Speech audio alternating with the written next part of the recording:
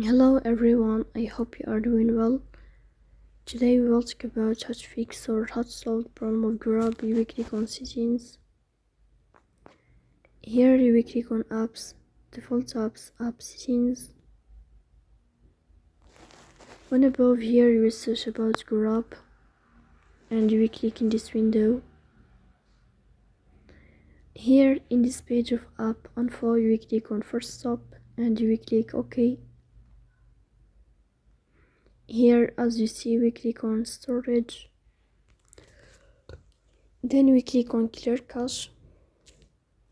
In the end you will turn off your Wi-Fi and you will turn on your Wi-Fi again to fix that problem. So that's all. Don't forget to support us by like and subscribe. See you next time and thank you for your watching and your attention.